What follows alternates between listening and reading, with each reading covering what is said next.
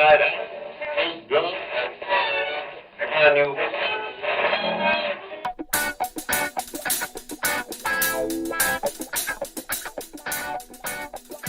Good evening. This is the Drunken UX Podcast.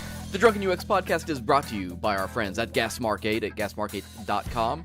I am your host, Michael Feenan. And I'm Aaron Hill. Thanks for tuning in this week. You can find us on the internets on Facebook and Twitter /DrunkenUX.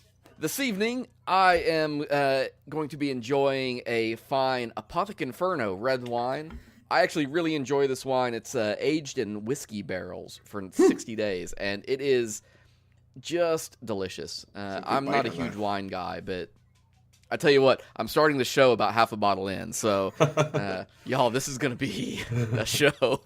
I've got some Seagrams that I'm drinking. That's all we got. It's been tons of snow this weekend, so no trips this week. Oh, yeah. No, we just got the snow here as well, so they've canceled school. They've battened down the hatches. They're sending people home from work. It's going to be an interesting time in these parts, that's for sure. I don't know about on your side, but I've also been sick, so I apologize to anybody if I'm a little bit raspy. We'll just have to edit out the coughs. Yeah. I think I'm over that part of it. We'll see how the wine does to kind of keep the vocal cords nice and loose. What are we talking about this week? Yeah, tonight is going to be, I keep saying tonight because people are listening live, right? Yeah. We're recording this in the evening. We are going to be talking about e-commerce. I think specifically we've got two sort of aspects of this. Ecomm is, of course, a huge topic, and we wanted to kind of grind this down into a couple things you can look at. Specifically, we're going to be looking at the sorting and filtering of products. I know that's really granular, but it's something that I find extremely irritating, and so we're going to talk about it. And then, what was the other half of this? I don't have my notes up in front of me now, right? Oh, yeah, the checkout forms. Talking about the checkout forms. Oh, yeah. I remember now. Give me a break. Half a bottle in. We've got 40 minutes of show here to go through. It's going to get rough. There's an article that just came out because, of course, we just had Black Friday. I say just, a month ago. So we come through this time of year where everybody is shopping online. It was CNBC. They put out that we were spending $1 billion a day shopping online. Think about how many products. U.S. dollars. U.S. dollars. $1 billion.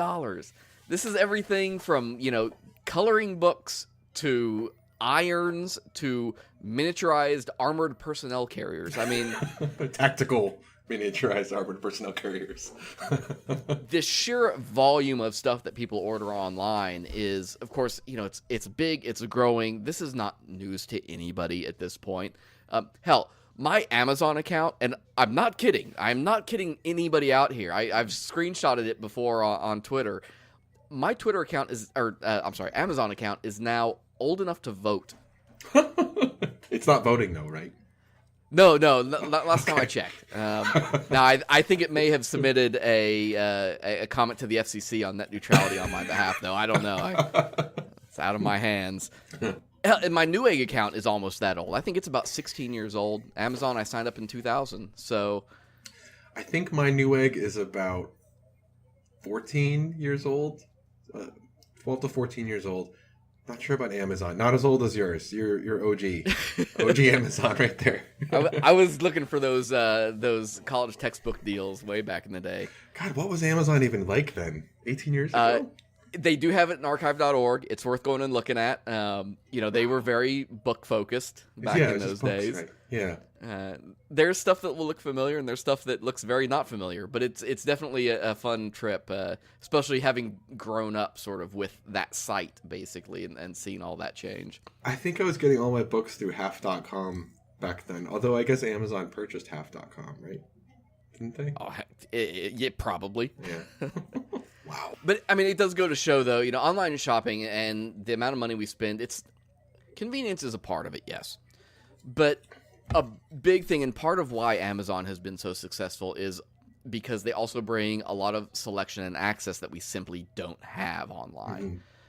Mm-hmm. There was a podcast recently, I think it was Planet Money. I hope it was Planet Money if my memory is right, that did an episode on Starbury shoes.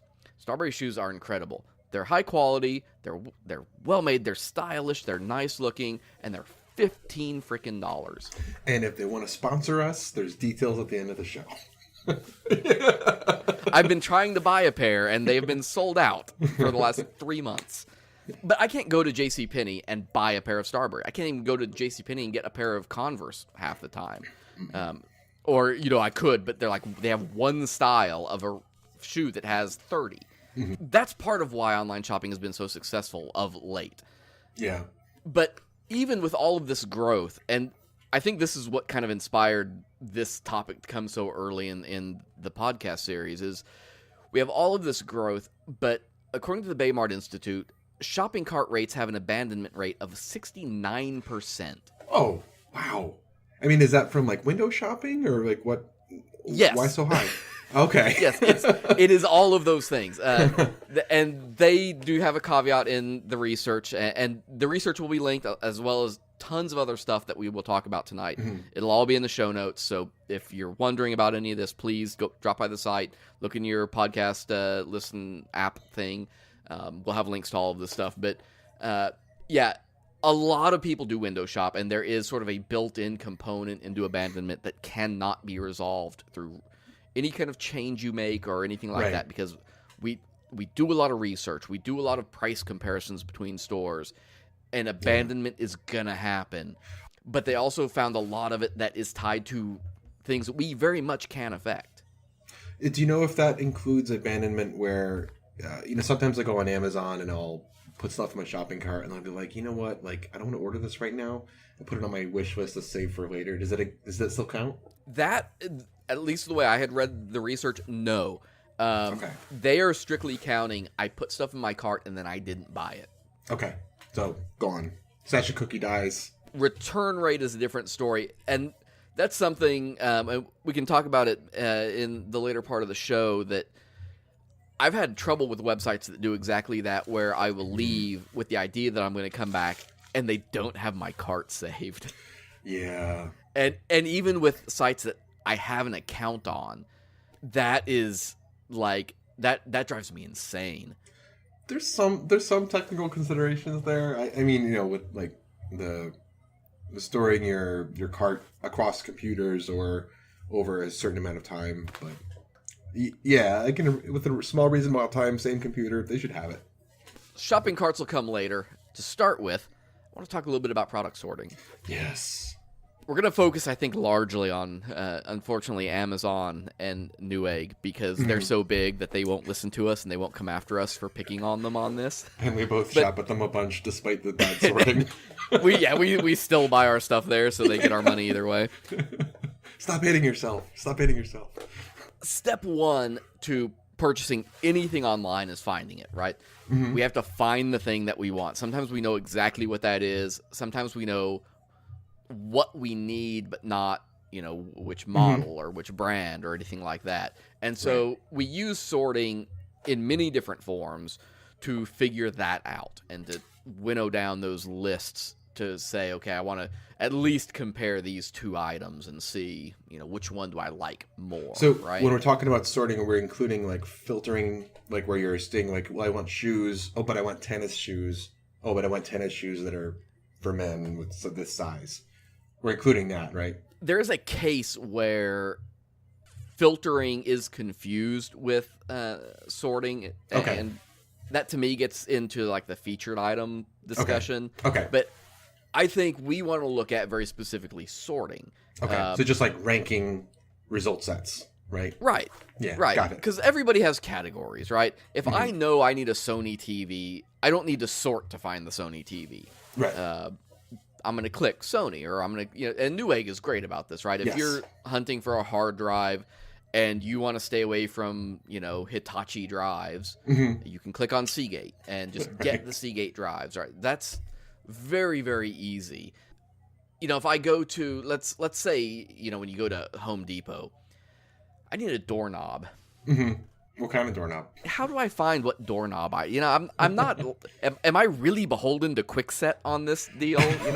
I don't think I have brand loyalty in doorknobs. I just know I need a silver one that has a handle and isn't gonna fall off my door. Is there a category for the ones that do fall off your door? Maybe.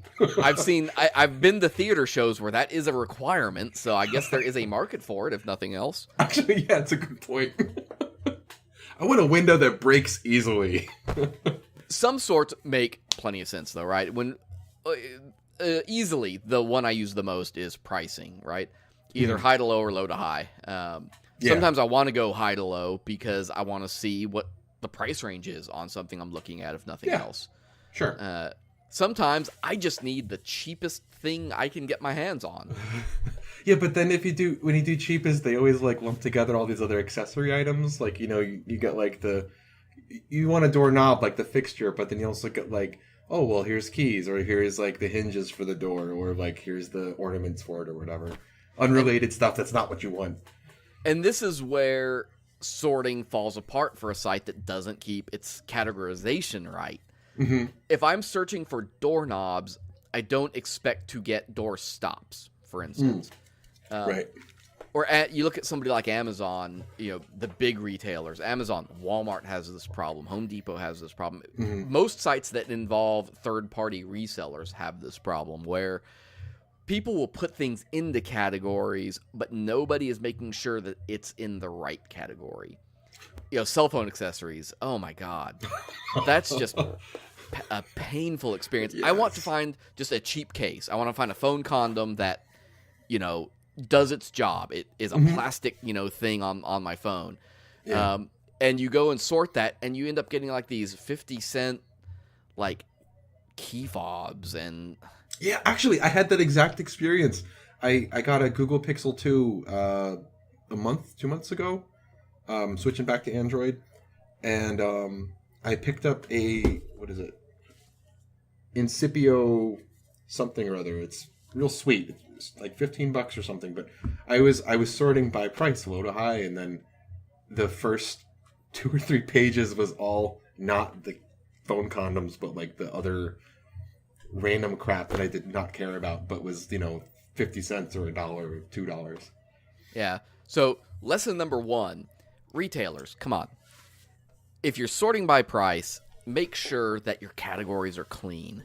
Yeah. Because that is the quickest way, and this is true for any sort, really, but when you sort something, price is a very defined metric. If I say I'm looking for doorknobs and I want to see the cheapest doorknobs, when I sort that, I expect as a user to see the cheapest doorknob. Yeah. I don't expect to see anything that is not a doorknob. Yeah. Like when you're going to the store and you're looking on the shelf and you're in the doorknob aisle of Lowe's or Home Depot and you're looking at doorknobs, you would want to be able to hit like a magic button that would just reshuffle them all on the shelf in order of price, left to right. Right. And it's going to stop before it gets to the hinges or the keys that are on either side of those doorknobs. Yes, they are doorknob adjacent. I give you that credit, but they are not doorknobs. Okay, that's been a weird example. Let's not talk about doorknobs for the rest of this show. The funny part is I have a doorknob sitting in the console of my pickup truck right now. Why? And this is why I think this example is sticking in my head, because I'm building a studio in my basement that is going to be for all of this fun recording endeavor stuff. And I had a friend who was able to get me a door. He had some doors from construction work. And so he got me this door, and we dug through buckets to find doorknobs, and he found a doorknob, but it was separate. So I have this separate doorknob. But I was searching. I'd gone on Amazon to look at doorknobs and to price them out. And I had that exact problem. I would sort the doorknobs, and I had to go 3 pages in before I got to doorknobs. And it definitely affects us outside of the doorknob world as well. I've encountered that same problem with pretty much everything in e-commerce. Yeah. And Amazon, like I say, Amazon I think is the worst possible one for it because they just have so much stuff. Everything A to Z, right? So what's one that doesn't work? Right. So if pricing is one that makes at least sense and works relatively, more than not, when I start thinking about alphabetical sorts, I want to know, Aaron, now your name starts with an A, so we're going to start with you on this call. 2 A's. 2 A's. So you are at the top of the list. You are, however, behind Aardvark. I'm sorry. But far behind. what was the last purchasing decision that you made that was dependent upon the first letter of a product name? I think Outside of purchasing the letters to go on the sign on the outside of your house, right. or the address, on your mailbox. I think the only reason I think I would use it is if they didn't have the ability to sort by brand, and I knew specifically that I wanted a particular brand. Like if I wanted a Samsung TV or whatever, I would sort alphabetically and then jump to there. But that shouldn't happen because there should already be a thing where I can search filter by brand. Right. Anybody that sells TVs is already going to have a category filter. Yes. You go to Walmart, you go to Amazon, you go to Newegg, you go to Best Buy. All of them have those category filters that just say, I want this brand. Click done. Sorting alphabetically is one of those things all we could think of, the developers were thinking, well, all we thought about was if we could. We never thought about if we should. Right. Oh, yeah. No, that's an absolutely perfect example. Yeah. It makes sense because we can, and it's easy. Mm-hmm. Sorting things alphabetically is one of the absolute most primitive and basic concepts we have in a sorting algorithm. So, of course, it makes sense to throw it there. Yeah. But as an online retailer, I don't know that I have ever consciously used an alphabetical sort to purchase something. Yeah, me neither. I don't know why it's there. I don't know why it's an option. And a lot of these are going to fall into the realm of, I want to see analytics. I want to see somebody, and in all of the articles we'll reference and we'll link in the show notes, I didn't see any that really looked at how many people are actively, who uses an alphabetical sort and then purchases an item that directly stems from that sort. I would love to see that. I would love to see that data. I don't think anybody has it, though. I think the only time alphabetical sorting makes sense is when you don't have the ability to sort digitally by any other means. Like when you're at a library, alphabetical sorting is great because it helps you find that book you're looking for much faster. But when you're dealing with a website or with the card catalog in the library, you don't want to see all the books on the library website in alphabetical order because you don't need to. Well, and it's a really good example thinking about libraries, because if I am looking for a book in the G's, let's say, I can walk into that room and go to those bookshelves and see if I walk, 3 shelves over, I'm going to pass 1,000 books and get to the G's, and it's going to take me 10 seconds. Yeah. How long does it take you to click through 40 pages of products, even if you're skipping pages? Waiting on page loads and having to completely guess at when you're going to hit those G's in that sort. I would like to put out a challenge to our listeners. Give us an example of a website where you would want to sort alphabetically, because that would make more sense than any other means. Seriously, I want to hear it. I like it. I want to know. Answer Aaron. That'll be the name of one of our segments, is Answer Aaron. He will pose questions to you and make you answer them. So the other one, and it means well. It means really well, is customer reviews, sorting by customer reviews. Yeah. And some sites do this very well. There are plenty of sites that when you sort and you want highly reviewed things, it makes a lot of sense. Amazon is not one of these sites. If you have shopped on there enough, I sort stuff because I'm trying to find the best, I need the best pair of silicone kitchen tongs. Because you do. You don't want to get a cheap Chinese pair that falls apart, 3 uses in. In your head, it makes sense. A 5.0 rated item should be ranked higher than a 4.8 ranked item. But what happens, and this happens on Amazon, it happens on Newegg, that if a product has 1 rating or 2 ratings that are 5.0, that puts them ahead of the 4.8 item that has 437 reviews. Yes.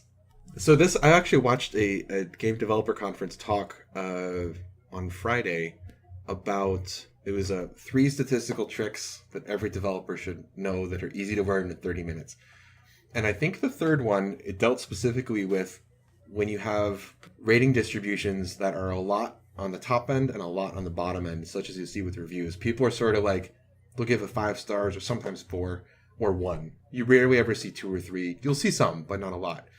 And I think the statistical test was called the Mann-Whitney, or maybe Whitney-Man. This one, it accounts for the quantity, and it sort of normalizes the distribution down better. I'll find a link and put it in the doobly-doo. But yeah, that's so annoying. It happens to me every time I go to Newegg. And we see this a lot with Ivanka Trump's new book is a prime example of a product too that when we're talking about weighting and figuring out, you know, what the value of something is in terms of people's opinion. Her book, of course, when it was coming out, got slammed with thousands of 1-star reviews by people who had never read the book. And I don't care if you like her or don't like her. Yeah. That is no reflection on her ability to produce a quality book. It could be a great it's unhelpful. book. Your 1-star reviews are both unhelpful and badly weighted. And somebody like Amazon, for all of the research, all of the stories you can go pull up about the money Amazon spends, you know, doing user research and checking, you know, is this button 2 pixels too far to one side and whatnot. How have they not solved this problem in a way that keeps well-reviewed items floating towards the top, poorly reviewed or lowly, whether it's a high review score but low numbers? This seems like a weighting statistical problem that how can they not have solved this? Why don't they weight? Maybe they do, and I just didn't know this. But like, why wouldn't they weight reviews by people who actually ordered the product from Amazon higher than those people that didn't buy it? You would think that if you give a 1-star review and it's somebody that didn't buy the product, then like, why is that being counted? They do the deal, you know, where they say verified purchaser or whatever, verified purchase. Oh, that's true. But it just, I don't know that that accounts for anything other than a label at this point.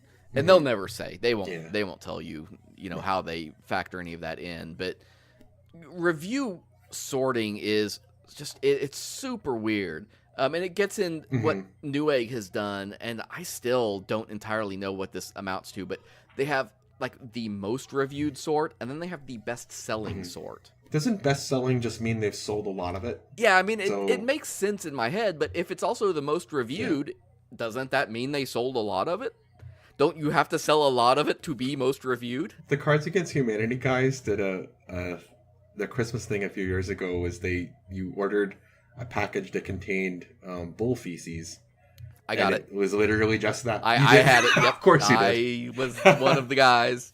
So I mean, that would be a really well-selling product, but I can't imagine that if you were to review it, the reviews are probably going to be mixed because I think there were some people that thought they were getting something else, even though the FAQ said clearly they weren't. And I can get, especially like the best-selling piece, I can see where that is a valuable sort.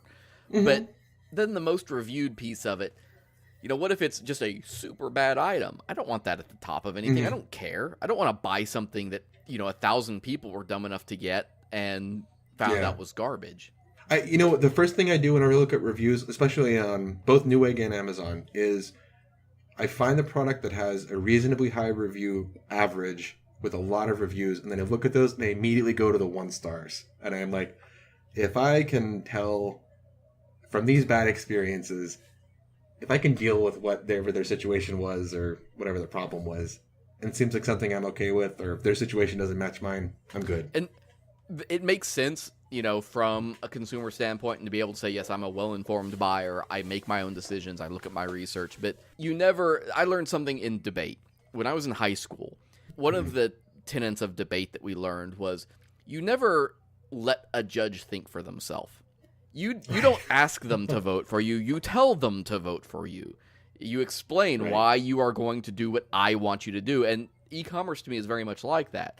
Yes, I will make my own decision, and I will make an informed decision, but if I'm a retailer in the business of making money, my job should be to not let you think for yourself. My job should be to make you think you're thinking for yourself, but you're really just doing what I want down my funnel. I mean, that is the hard truth of that. I don't disagree, but like... Oh yeah, no, it's an ugly way to describe it, but that is what marketing is at this point. Yeah. Okay, I want to knock out 2 more here, and only because they kind of annoy me. But featured items. Why is featured item a sort? Newegg does this. I hate those. First off, is featured items not a filter? It's not a sort, right? How is one item more featured than another? Yeah, so like there's zero value to the customer here because like if you sort based on feature item or if they just force them to the top, all this says about the products are these brands have enough budgeted for advertising to pay us to be shown first. It doesn't say anything about the quality of the brand or anything, just that like these people want to be noticed, so we're showing you. But that doesn't help the customer. Right. And it's always the default. It's zero value. That is always the default sort for the places that have that. And even when you specify a more specific filter or sorting ranking scheme, it still shows the featured items at the top. Right. Oh. Yeah. Not a fan of featured items, and I'm also not a fan of the newest or most recent items. Partly because I don't know what that means. As a user, does that mean it's just the most recently added thing, or is it like the most recently released thing? I'm gonna guess that this is another one of those we could do it, so we did, because the newest, most recent thing pattern is something that you would see a lot with articles or content. Right. And that is useful in those cases because you get a lot of repeat visitors. The database has a timestamp on that item, and it makes it easy to just put it in and filter down based on that. I mean, if they're assuming, if you had a product set, or if your inventory is so limited in scope but you manage to still get a lot of repeat visitors, where people are going to notice or care that like, oh, there's a new thing here. Let's see what's the newest item. I guess like maybe Apple products might fit because Apple has, within the domains that they produce, they have a pretty narrow scope of different kinds of things, but they have a very loyal fan base. And so maybe having what's the newest thing that we've produced, because our visitors do actually come to our site frequently. Maybe in that case, I could see that sort of, but in any other case though, especially in Amazon or a Newegg or anything else, of which eBay would work. Nobody who listens to us is Apple or Amazon. No, but that's a good example though. eBay is, I think, a good example where your product eBay's inventory is very dependent on when stuff is added. That's a good point. But a normal shopping cart website where you're buying stuff. And I don't think eBay qualifies as a normal shopping experience. For a number of reasons. That requires half a bottle of wine to really get into the nitty-gritty of that. So anyway, that's, I think, the long and short of filtering. And I don't want to get into it a whole lot because there are a lot of ways it can be interpreted, and everybody's experiences will be very different in terms of what works for them, what doesn't work for them, what their customers expect. The refrain that will be repeated over and over is do your research and figure out what your people want. Yeah. But don't do it just because you installed WooCommerce and WooCommerce has a sort that allows you to have newest. Come on. Anyway. Well, I think it goes back to the thing of if what does our user want? You know, like, let's not do things that because we can or because we want to, but what would our user want when they visit the site? As you should do for anything you do on your website. Right. It takes work, and it takes money, ultimately, because that takes time and effort and developer skills. But if it makes you money, it is worth it.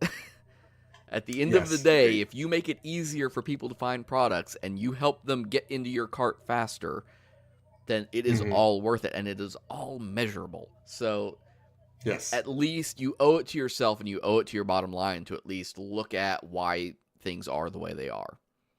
So, after the break, we will be back with checkout processes, registration forms, and what really annoys us.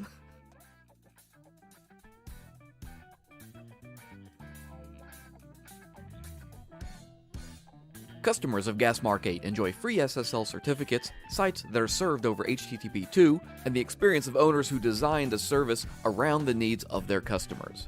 Listeners of the Drunken UX podcast can enjoy service for $10 a month. Just sign up at gasmark8.com/drunk. That's gasmark, the number 8.com/drunk.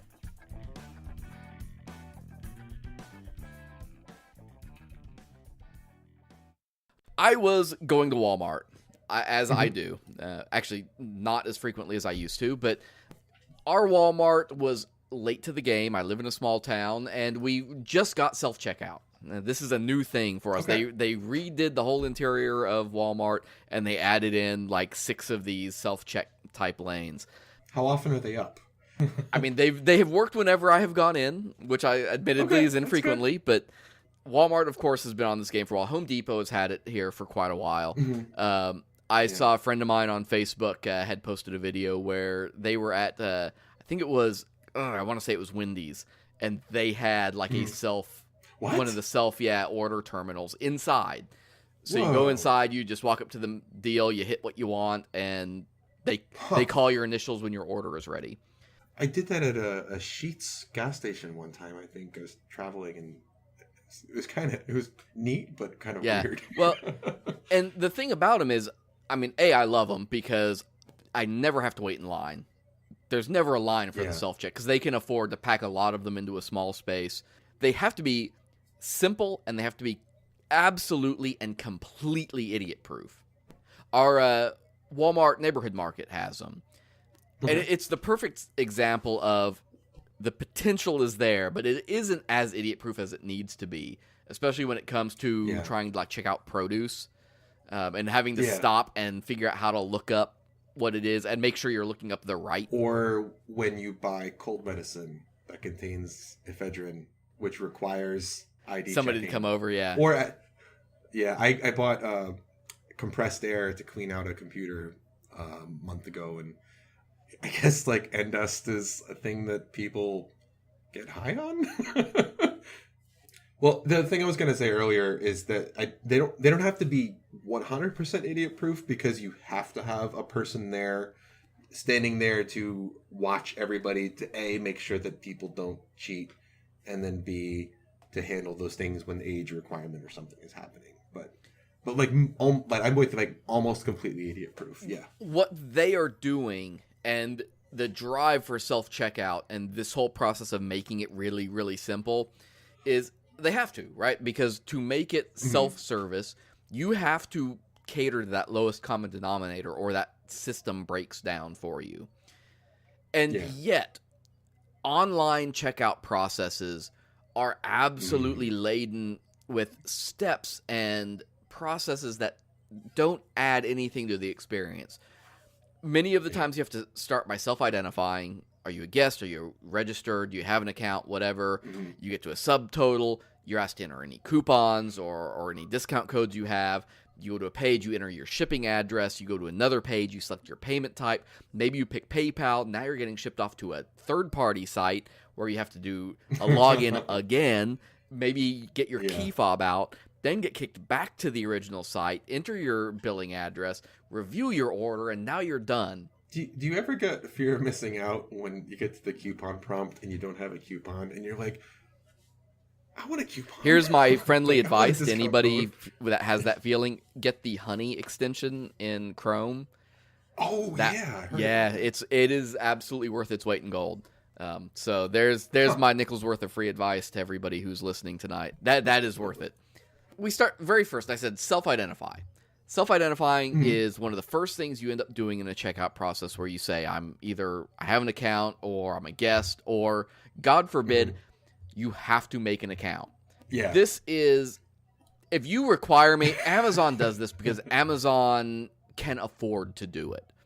And you are not Amazon. Whoever is listening to this and is trying to get some ideas or think about how they can improve their conversion rates, you are not Amazon. Get it through your head. Stop requiring me to sign up for an account just because I want to buy a drawer pull. I saw one of the sources that we'll have linked that we do is the 20 common UX mistakes in e-commerce websites. I think it was that one. Anyways, one of them has a thing on it about how imagine your e-commerce experience is like a brick and mortar one, and it says like, Michael, I have a thing. I'd like to give you money for the thing. And then you say like, okay, what year were you born? What? What year were you born?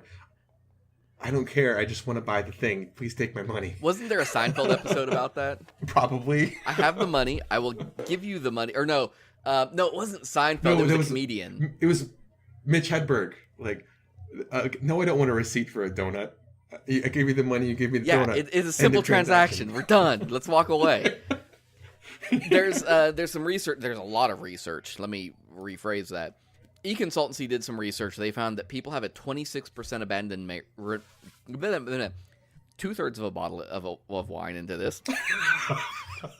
26% of people abandoned their carts if they were asked to register an account before they could check out. And these are all cases of not Amazon. Right. These are like these folks researched normal tons. In this case, eConsultancy's article researched like 8 of the top 10 retailers. Okay. Baymard's research spanned like years and a ton of. Everybody, stop what you're doing, pause the podcast, go to the show notes, read Baymard's research. It's incredible. Their numbers showed 35% abandonment rate when people were asked to register for an account. This is losing you money if you require somebody to sign up for an account and don't offer the ability to just check out as a guest. And what I'm going to get into in a little bit is I don't think you should even ask somebody to register until they've already bought. Yeah, this should be something that's enriching their experience or their relationship with your brand, and not something that they're not a captive audience. They're not. Don't get away with the sale. So we talk about Amazon and Newegg getting away with this because they're huge. Newegg has maybe they don't have the electronics and computer market cornered, but they do. I mean, they really have a stranglehold on that. Amazon, of course, is Amazon. And we said earlier, you aren't Amazon. You aren't Newegg. There's a quote that comes from Justin Rondeau. He's the director of optimization at Digital Marketer. He said, "The bad news is these retailers aren't Amazon, and by requiring guest checkout are alienating their one-time buyers or people who simply don't want another darn login and password." There's some not research, but there's an article from the folks at What Users Do. They went to 21 UX experts and asked what the best and worst experiences in online checkout or online buying was. And 4 of the folks repeated the problem that is requiring registration. Yeah. I mean, another way to frame that would be, do you not want money from people who only want to buy from you once? Right. Like, are you so much against single-time customers that you're saying, like, you know what? If you don't want to come back, I don't want your money at all. Keep it. I don't want it. Go somewhere else. Because that's basically what you're saying. I think one of the absolute pinnacle stories of this model is what Jared Spool at UIE wrote. I mean, it was years ago. In was it Luca? Luke, I'm sorry. You have a last name that is harder to remember and say than mine. It's Rabluski, right? I don't. I can never remember, and I'm 2/3 of a bottle into Apothic Inferno. They are not sponsoring this episode, but I do enjoy their wine. At any rate, Jared Spool got invited to write a story for his book, and he wrote the story of the $300 million button. Oh, and okay. This does not fit everybody's situation, but it certainly fits everybody to an extent that a company who was nameless came to UIE and said, "We want to figure out how to get better conversions out of our shopping carts. What can you help us do?" And so UIE came in, they did some research, and they found that this company was requiring people, not requiring, but when you went to your cart and you hit the checkout button, the button that said checkout, you got a login prompt. Yeah. And UIE researched it, they talked to users, they watched what people were doing, and they came back to this company, and they said, if you change the label on that, let's see what that does. When they get that pop-up, don't have the register button there. Just say continue. Let's see what happens. This $25 billion company changed their button, and on the year saw a $300 million increase in revenue. That's insane. It's absolutely mind-blowing, but it makes perfect sense as well. Oh, totally. At that scale? If you go back and look at Baymard's research, 35% abandon rate. eConsultancy's research, 26% abandon rate. Whoever's listening, if you are in e-commerce, if you work for somebody who has an online store, what would it mean to you if you were able to increase your online revenue by 26 to 35%?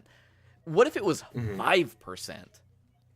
How is that not worth all the research you're going to put into it, all the testing you're going to put into it, to get even a modest ding in that percentage number?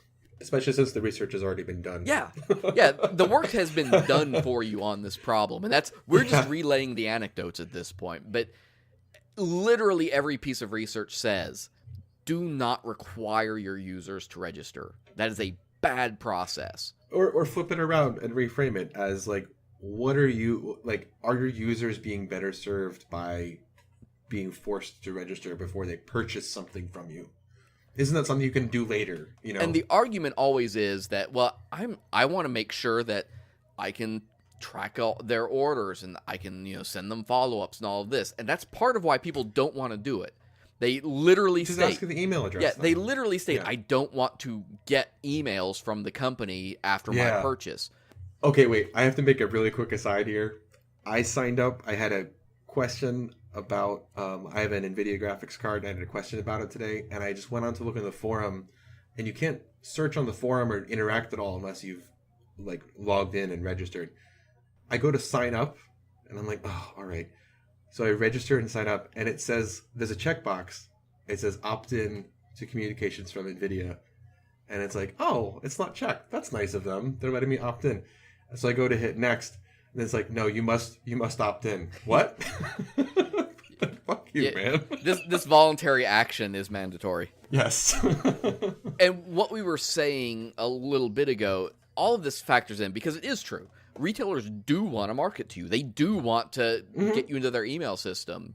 But here's the bottom line of that is, I forget, and I wish I could remember who this was, because it was the perfect example of this transaction, which they did not require me to sign up for an account. I bought something once. But I ultimately went back to them. And I bought from them 2-3 more times. At this point, you would expect me to remember who they are. I still don't. I'm getting older. Give me a break. On my last purchase, I went ahead and set up an account. When I signed up for my account and looked at my profile, all of my previous orders were there. Because you gave them your email address or something? When you make an order, just do as that. a retailer, you have all of the information you already need in order to both keep track of that user, to understand what they're doing. If you've got something like a Mixpanel account, if Mixpanel is an analytics service, it's like Google Analytics, except it actually gets down to like the individual level. It's able to track people, not just aggregate numbers. Yeah. There's no reason you don't have everything you need without them setting up an account. And what you do is you incentivize them in order to get them to make that account at the end of the transaction, and then you can just tie it all together. And like in the experience I had, it's like magic. End of transaction meaning after they have paid. Yeah, you give them the option of signing up. It's just like if you've gone back to a store, a dozen times, and they're like, "Oh, hey, Michael, how you doing?" Well, I didn't. I didn't sign up for their special credit card or anything, but they just remember me because I've been in there a few times. Well, if you went to a brick and mortar store and say you went to, I don't know, you just went to Lowe's or any like random local hardware store or whatever, or fast food place, and you want to buy a taco or something, and they say like, okay, well, we're about to take your money for the taco, but before we do, we need all this information from you first. I think that the point with, especially the voluntary, like, hey, you've completed your transaction. If you want to, follow up and keep track of your order, or get a special coupon, register for an account. The thing about that is it also gives you an extremely valuable additional metric to measure on that consumer. If they then take that extra step, now you have identified them as a much higher value type of client than if you're forcing everybody to just blanket sign up for an account. Right. I think that's extremely valuable. A great example of this in brick and mortar world is there's grocery stores. There's two that I shop at locally, Wegmans and Tops, and both of them have loyalty cards. And the loyalty card is an optional thing you can sign up for. You just beep it, it's a little barcode. And if you do, then there are certain items in the store and certain sales and things that only apply if you've signed up. It's totally free to sign up. You have to give them contact information and other things. And it also creates a thread of all your purchases that they data mine to suggest and offer you coupons for those things. I get maybe one mailer from Wegmans a month, if that. And the items that are in it are the coupons at least are usually relevant to stuff that I actually buy. And the tops thing, they just print off coupons on the register.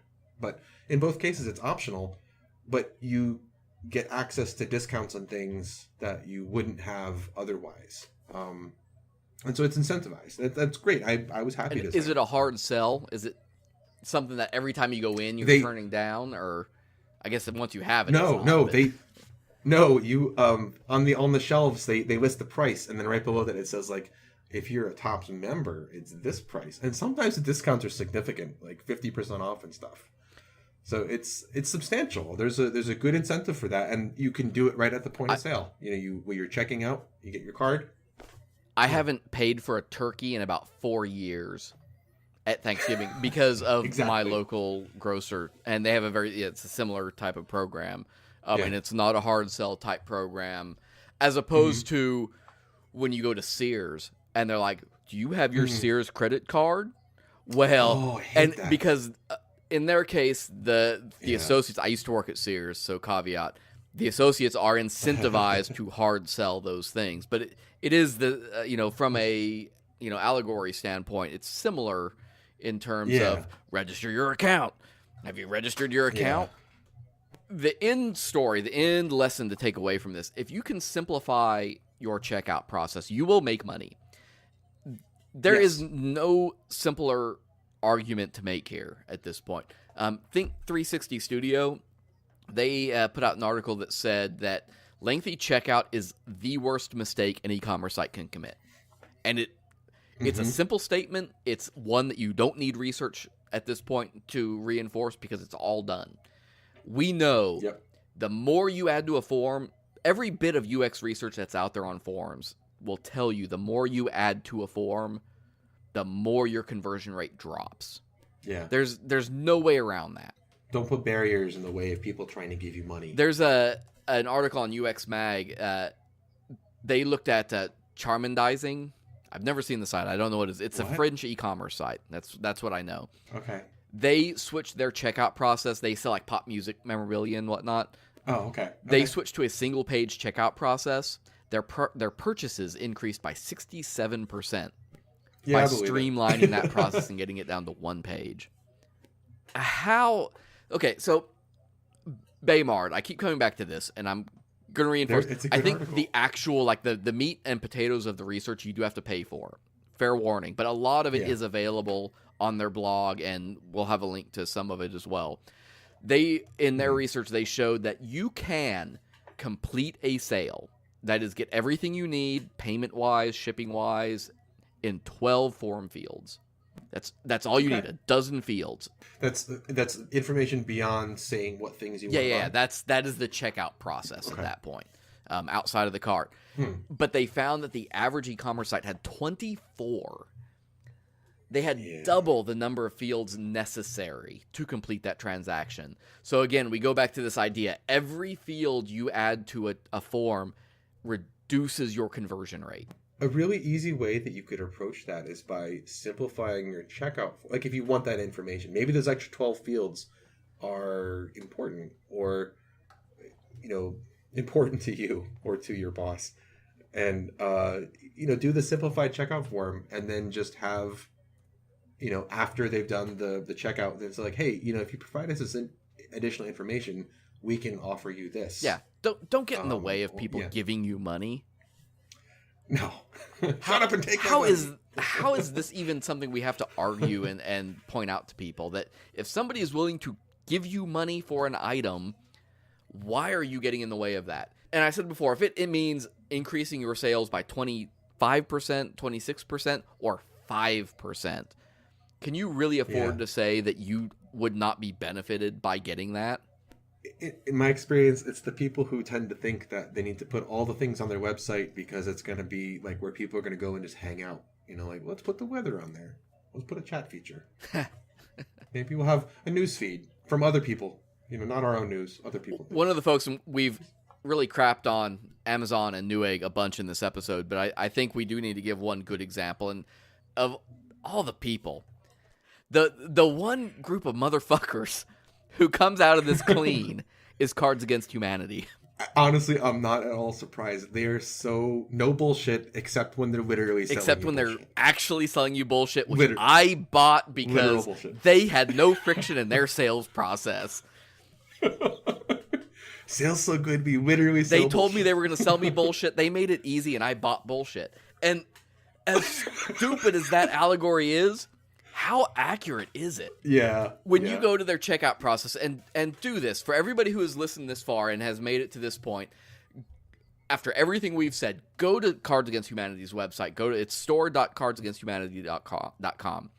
Add something to your cart and hit checkout. Go through the process. Don't pay for anything unless you want to, but just pay attention. When you go in, they're going to say, what's your shipping address? It's 4 fields. You give them your name, you give them your address. They have a secondary address field, which I would argue could actually be eliminated, but I get that a lot of people live in apartments. And they have a zip code. There is no field for city. There is no field for state. You enter your zip code, and they use, I don't know if they use Google's location API, if they're using the USPS, but they do a lookup on that and then let you confirm what you've entered. They fill in the city, they fill in the state. You can fix it if it's wrong at that point. But they don't make you do it, and they just say, hey, is this right?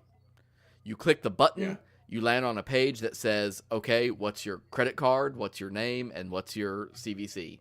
It is as close to that 12-field minimum limit that Baymard said that you need as I think I've ever seen a company get. Yeah, that's awesome. I did actually look up, when you shared that research with me, I looked up on USPS, and it's pretty easy. You just register for their API, and then you can do lookups. It's just over a web service. XML. Super simple. The 2 pieces of this equation is the name field, and this is one I didn't get for my notes, but I promise our listeners I will go back, look up, and add to the notes once I find it. Have a full name field. Don't ask for first name, last name. There are a lot of reasons. Many of them are cultural. Many of them are logistical. But there are a lot of reasons to have just a name field. That eliminates one field right there.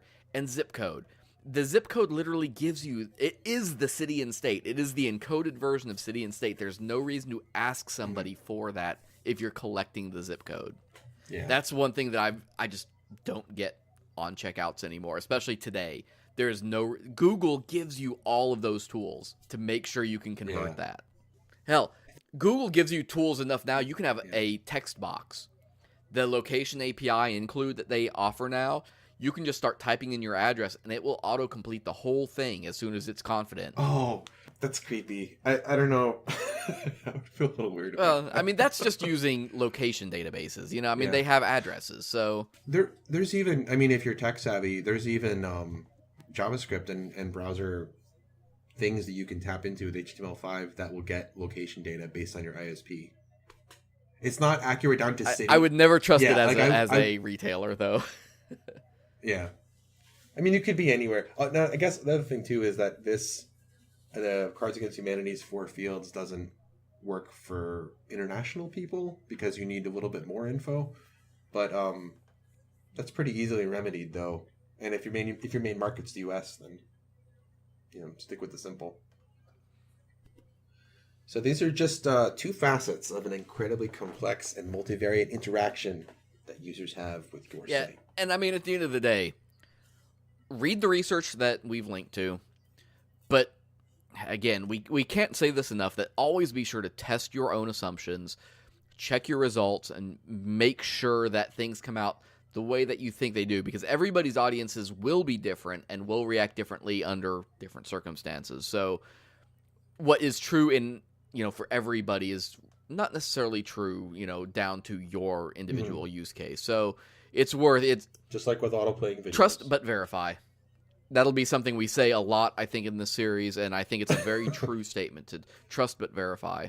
I want to give a really quick shout out that if you use Google Analytics, you can do funnel visualization to identify the attrition points and see where you're bleeding off your users on your checkout process. You probably already know about it because it's been around for a while, but if you don't, it's super easy to use. There's some great videos online to do it. And you can do it with goal funnels, like hard-coded goal funnels, but the Ecomm add-ons with Google Analytics all are incredible and add a lot of functionality onto that.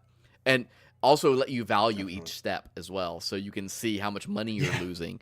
At the end of the day, and I have already written this in the little show excerpt, but it's not that we're telling you how to make millions of dollars, but we're kind of telling you how to make millions of dollars here. Depends on your scale of your operation. I mean, it depends, but look at it, consider.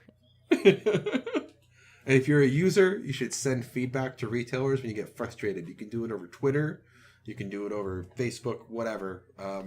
Complain. I mean, don't be silent. If you're silent, they're just going to assume they're doing everything okay. And Amazon probably isn't going to answer you, but I had a problem recently with an order I had from a place I order coffee from, and they were like, let's get that taken care of.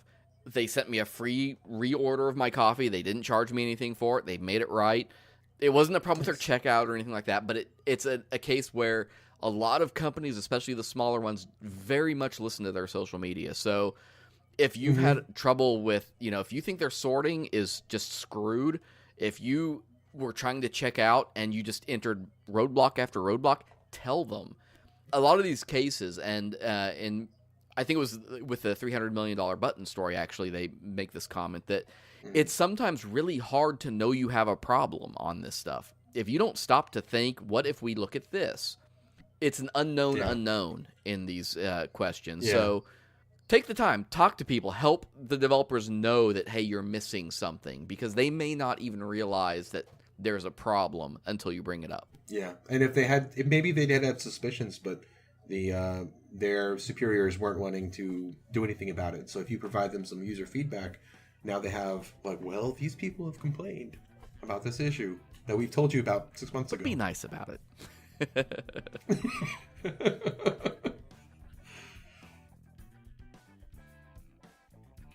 This episode of the Drunken UX podcast is brought to you by Gasmark 8. Look, web hosting is not sexy, it's just something that's kind of there. You pay every month to the big hosting company that secretly owns all the smaller hosting companies, and you get slow speeds, oversold servers, and terrible support. But the reality is, the couple extra seconds it takes for your website to load could mean lost customers or clients. Less customers equals less money. Where do you go if you want super fast, reliable, and affordable web hosting and you don't really want to babysit a Linux server 24/7? Gasmark 8. Their hosting environment is built for speed and security. All SSD storage? Check. Blazing fast WordPress? Check. Free SSL certificates for all domains if you don't already have one? Check. Data centers on both US coasts, the UK, and mainland Europe? Yes, yes, yes. Gasmark 8 was started by an American, Mike Richwalski, and a Brit, Adam Palin, two higher ed veterans who met at a conference and started a company making WordPress websites. As more clients complained about their web hosting, Mike and Adam thought over a couple of ciders at the pub that there's got to be a better way. So they built one, and now dozens of small businesses, developers, and nonprofits trust Gasmark 8 with hosting their websites. If you run a web development or creative agency, Gasmark 8 has a great reseller program you can use to upsell their fast and secure hosting to your clients. As a special for listeners of the Drunken UX podcast, Gasmark 8 is offering this limited time special.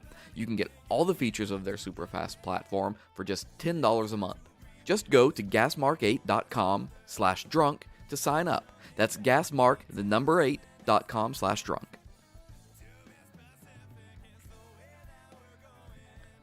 Thanks for listening to this week's episode of the Drunken UX podcast. We hope you found it helpful. Hopefully you can take some of this. Be sure to read the articles. We've got tons of research that we linked on the show notes page. That's at drunkenux.com. Tune in on the next episode. We'll be coming back in a couple weeks on February 4th with our higher ed episode. I spent 6 years working for university. Aaron, I think you spent a few more than me. 10?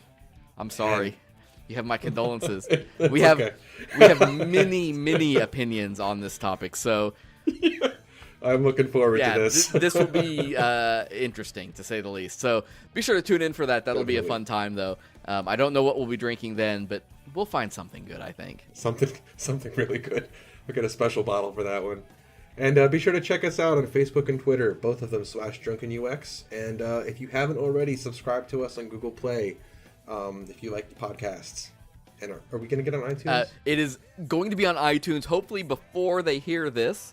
If it's not, there is a post on the page, of course, or on the website that has links to everything. We will have it on the homepage. Follow on Twitter and Facebook. We'll announce when it's on iTunes. I'm waiting. It is submitted. It is in review, so it will be available on iTunes. Is it because we say bad words? I saved my bad words for the end, but no, Google didn't like us for the bad words. We had to fix that. But iTunes is just waiting. So Apple Great. is not in a rush.